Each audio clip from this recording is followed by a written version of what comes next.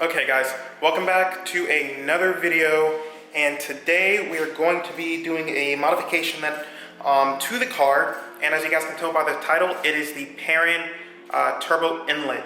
I've heard a lot of good things about how this increases the throttle response, but I do believe that I have a leak coming from when the stock turbo inlet, and normally, especially on the FA motors, produces a leak. So I just wanted to get that reinforced because I do plan on getting this car dyno tuned somewhere down the road, and this is just one of the maintenance modifications that I wanted to do. So the UPS guy just dropped it off. Here it is in all its glory. And to top this all off, guys, I am so happy with the experience that I've been getting from Import Image Racing because their shipping costs are so much cheaper than Subi Speeds. Like, I got this here next day shipping for like, I think it was $30 to $40. The same part on Subi Speeds website for next day shipping for me would have been around $100. So I really do enjoy this, how they've been treating me, and their military discount, and they're instant to respond when you email them. Like Subi Speed, you'll be waiting a day or two. They send you an email. IR, you literally like 30 minutes to an hour, and they'll get right back to you, which is freaking phenomenal. So shout out to you guys. So we're gonna get to the unboxing, and then we will go out to the car and I'll show you what I'm gonna be doing today. Okay, so this is my technically first Perrin product. I did try to find this in the green, their neon green color, just because I like the way that looks in the engine bay, but didn't have it, so you guys see the color I got. I get a cool Perrin license plate frame, so I'm gonna be repping that definitely. You guys get all the bolts and everything. And here we are. Perrin turbo inlet, 3 inches in diameter. And this looks pretty dang cool. And I'm assuming this is the gasket or whatever it's called. I don't know much about this stuff because I've never done it, but once I do it, I guarantee I have a quick memory, so I'll know how to do a turbo inlet. So we'll get this installed on the car in a little bit. I'm about to go and edit a video that I've been working on for a pretty decent amount of time. The sun is out today, but I do want to touch on one thing before I head out, guys.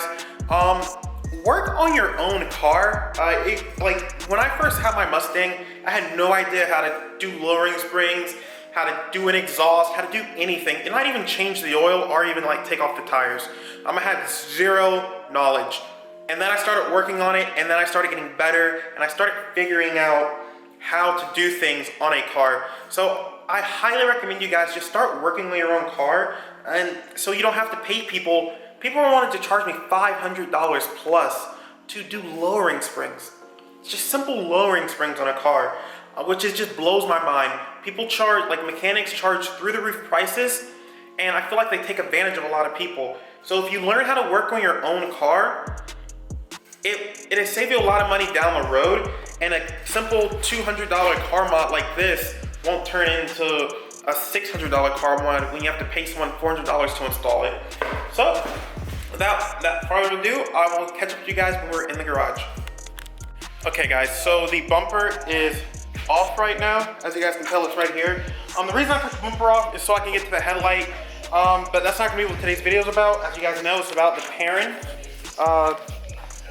turbo inlet. So you do not need to take the bumper off to get to the to access where the turbo inlet is.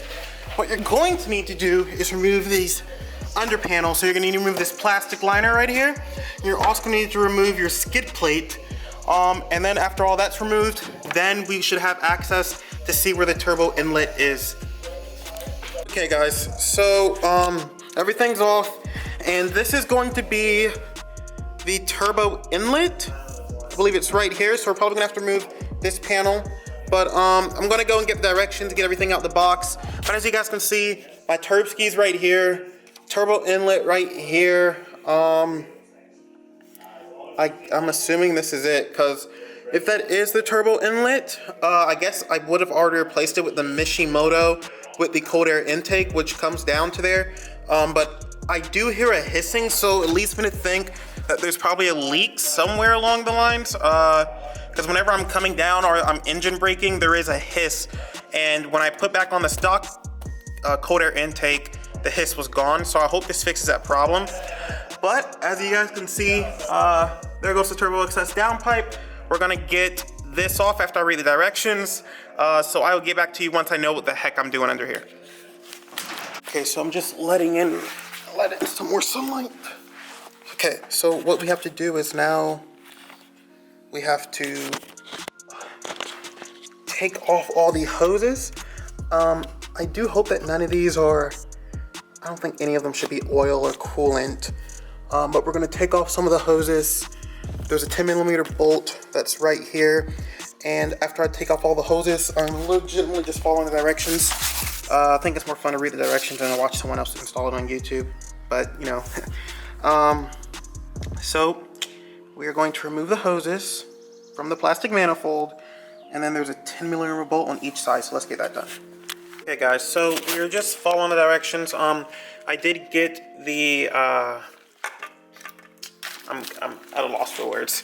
But I got this off the car. Now I'm about to take the OEM boost control solenoid off of this. Guys, so I'm setting up the Perrin turbo inlet. So I got their turbo flange adapter. I took out the O-ring from the stock one and put it in the turbo flange adapter. And now what we just did is we are on step 15, where it says install the 5/8 union crank case vent into the spigot and secure with supply 6 hose clamp. And it also says install the 3/8 union into evap spigot. So these are the 3/8. This is the 3/8 and this is the 5/8. And both of them fit in pretty snugly. Now for the 5/8, it does say trimming roughly 1/2 inch off the crankcase hose is recommended and will make the installation easier. I did not trim it. I don't feel like trimming it. I hope it doesn't really make it that much of a pain. So we're just gonna keep going through this. It's not gonna be a very in detailed review, or not review, but installation, but I'm just going through the process that I'm going through right now to get this installed and back on the car. Okay guys, so the stock boost control solenoid is off. And now what we're going to do is take the boost control solenoid, put a 6mm hose clamp on where the boost control solenoid goes. And we are simply just going to slide it in like so. Oops, sorry. Yep, so we're just gonna slide it in like this. One sec. Okay, so everything is assembled on the turbo inlet. All the clamps, everything is where it's supposed to be. Now we are going to go and put it up in the car. And once it's in the car, I'll show you guys what I did to get it in there. And then we will hopefully be wrapping up this. The toughest clamps I had removing is going to be this one. Oops. Okay. So it's going to be the toughest clamp I had removing is this one right there. So what I did was, it just fell off. It says use pliers, but I took a flathead and I kind of just forced it underneath right there, and I just pried it off, and it came off really easily with the flathead screwdriver. The directions say use some needle nose pliers, but the flathead worked perfectly for me. I was fiddling with it for like legitimately an hour, and I was like, fuck it, let me just use this, and that worked perfectly. So we're about to get back to the install. I did have to go back in and trim off that 1/2 inch. It wasn't fitting at all, so I had to go back in and do that 1/2 inch with just a razor blade. It's really simple. So we're about to get back to it, get it fitted up in there, and yeah. Okay guys, so the Perrin turbo inlet is installed. Everything's tightened down. That was remarkably easier than I was expecting it to be.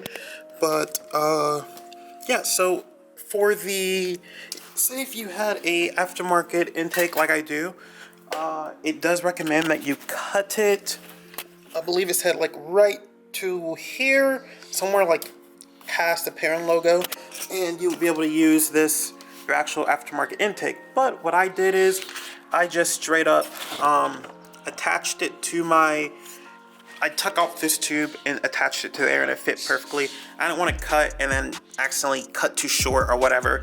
So just to be on the safe side, I just attached it straight to the intake, and then I'm not going to use this part anymore.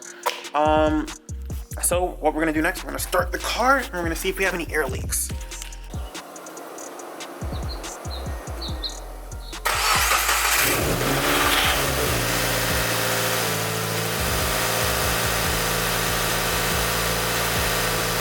Okay guys, we have a successfully installed a Perrin turbo inlet.